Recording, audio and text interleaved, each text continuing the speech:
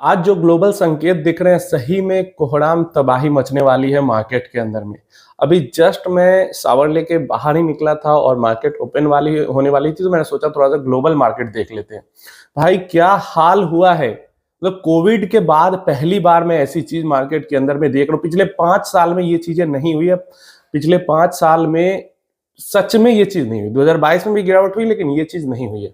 बस यही कहूंगा, डरना मत, पैनिक सेलिंग आज मत करना, क्योंकि आज होने वाली है भयंकर तबाही। डाउ जोन्स के फ्यूचर्स की बात करते हैं, मतलब यूएस फ्यूचर्स की बात करते हैं, तो वो तो बस 2.5% डाउन है। लेकिन एशियन बाजार को देखो, हमारा जो गिफ्ट निफ्टी है प्रेजेंट टाइम पे अभी मार्केट ओपन नहीं हुई है, 9 बजने वाले हैं बस।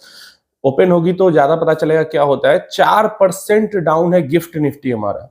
वो छोड़ो, जापान का इंडेक्स निकाई 7% डाउन है, 7%। जो स्ट्रेट टाइम्स है, ये सिंगापुर का इंडेक्स है, ये 7% से भी ज्यादा डाउन है।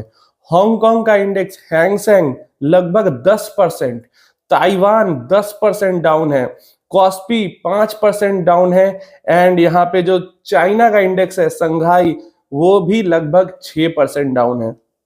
पूरे एशियन मार्केट्स में सबसे कम जो अभी डाउन है वो हमारा मार्केट गिफ्ट निफ्टी है, जो कि लगभग 4% के आसपास डाउन है। 8-8%, 10-10% की गिरावट मैंने कोविड में बस देखी है। कोविड के बाद मैंने देखा ही नहीं कि इंडेक्स के अंदर 8-8, 10-10% की गिरावट हुई हो। बस जब रसिया यूक्रेन वाला वॉर हुआ था, उस टाइम पे रसिया के अंदर में जो मार्केट्स है वो क्रेजी तरीके से गिरी थी। नहीं तो ऐसे ग्लोबल मार्केट का ये सिनेरियो मैंने कोविड के बाद देखा ही नहीं है। तो आज मार्केट के अंदर में हो सकती है भयंकर टाइप की पैनिक, और बहुत सारे लोग म्यूचुअल फंड से भी पैसा निकाल के भाग सकते हैं। ईटीएफ के अंदर भी सेलिंग आ सकती है, स्टॉक्स के अंदर भी जो नए लोग हैं जो डर जाते हैं भयंकर सेलिंग, वो भी कर सकते हैं। तो बस आपको संभालना है इस पैनिक की सिचुएशन में, क्योंकि देखो ये जो गिरावट हो रही है हमारे मार्केट में भी, जो गिरावट हो सकती है वो सिर्फ और सिर्फ सेंटीमेंट और इमोशन के बेसिस पे ये गिरावट हो रही है। मार्केट डिस्काउंट कर रहा है अगले कुछ समय तक जो टैरिफ के इफेक्ट हो सकते हैं, उसको मार्केट अभी ही डिस्काउंट करने पे लगा हुआ है। आगे चल के नेगोशिएशंस वगैरह होंगी, जो कुछ चीजें होंगी उसके कारण हो सकता है टैरिफ इंपैक्ट कम हो जाए, लेकिन ग्लोबली टैरिफ के कारण प्रेजेंट टाइम में जो टैरिफ है उसका फ्यूचर में क्या इंपैक्ट होगा उसको मार्केट यहाँ पे डिस्काउंट कर रही है। इस कारण से इतनी गिरावट हो रही है। और प्रॉपर टैरिफ वॉर शुरू हो भी चुका है कनाडा, यूएस, चाइना, इन सब के बीच में। इसके कारण भी मार्केट बहुत ज्यादा यहाँ पे ट्रम्बल कर रहा है।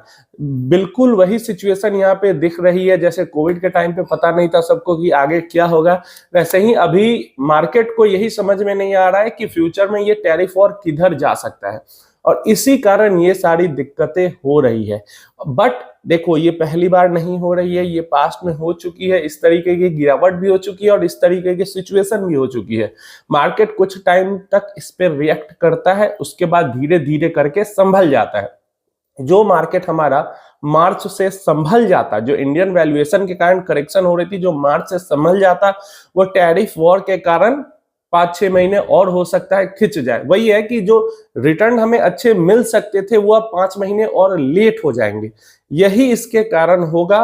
कोई ऐसा नहीं है कि म्यूचुअल फंड में हमारा इन्वेस्ट किया हुआ पैसा जीरो हो जाएगा, ये नहीं होगा। इसलिए बस पैनिक सेलिंग मत करना। क्विक अपडेट, मैंने सोचा कि इस तरीके की भयंकर गिरावट हो रही है जो मतलब कोविड के बाद तो मैंने देखा ही नहीं है। तो नए काफी सारे नए इन्वेस्टर है जो इस टाइम पीरियड में जुड़े हैं, उन्होंने तो बिल्कुल सोचा भी नहीं होगा कि इस तरीके की गिरावट हो सकती है ग्लोबल मार्केट में। तो बिल्कुल पैनिक मत करना और बस शांति से बैठो। अगर डर लग रहा है तो मार्केट मत देखो, शांति से बैठो।